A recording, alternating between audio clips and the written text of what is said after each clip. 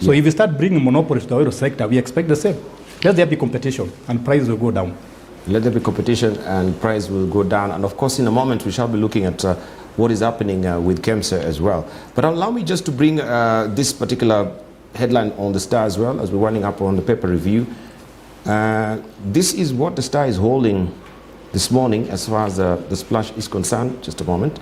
This is the Star. They're saying IEBC wants manual results given priority.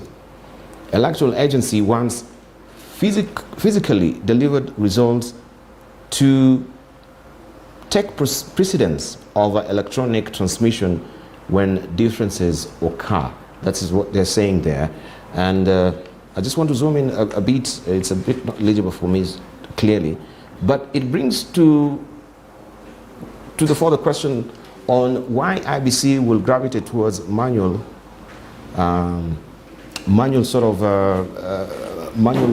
exercise at this moment when we have heavily digitized this electronic or electoral process that we have in this country, and we know that is an eye-popping figure at the end of the day.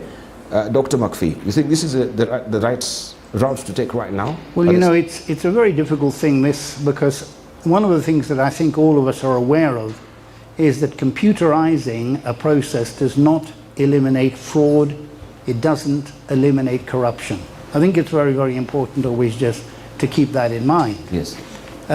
Because, well, we had that example of Crisosando. If you talk to anyone in the government, he was killed by the opposition.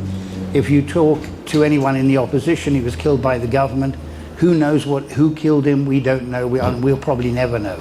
But the point here really, I think, is, you know, if I really want to be elected and I'm going to steal the vote, it's very easy for me to get people to put paper votes into a box on my behalf.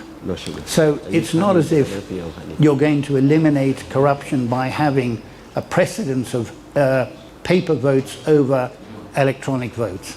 You know, what we've got to try to do, you know, let's face it, everywhere in the world, the moment a person loses an election, they will say there is rigging. And I remember once I was in an election process, I lost my particular position. It was in an accounting body by 6 votes. And it's painful. It's painful, you know, because you want to be the winner and you lose. But everywhere in the world, people say, no, look, there's massive rigging.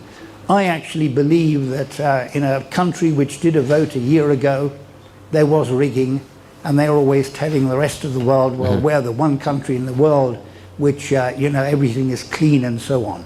But I think, you know, it's, you see, personally, I don't believe in this process called democracy. And I feel that what we're doing is we're handing over government basically to the poor who know nothing about, you know, the problems of economics and so on. And so where do I get my votes? I get them in Kibera, Mathare Valley, Korogosho, etc., etc. So these are the people who are going to decide our future leaders. Is that the process that we want to follow?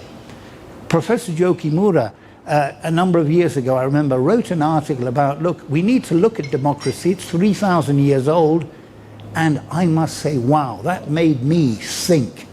And I feel that we've got to look at it because, you know, I know David Stormay up in Eldoret, he's actually dealing with the elders of the Kalenjin there, and I feel that this is something that we've got to go back to in Africa, because this thing of democracy has been imposed upon Africa from the Western world. And all the time we say, oh, well, you know, we've got to be democratic, etc., etc., etc. And then, let's face it, the news outlets will always, the media are always stressing the importance of being democratic. Well, you know, is it the best way? I must say I agree with Joe Kimura that this is something that we need to look at seriously, because we're not going the way that Kenya should go, to my mind. Right.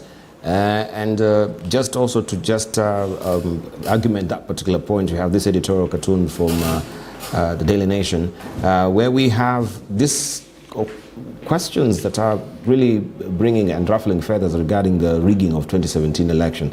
We had Sabina Shege, women rep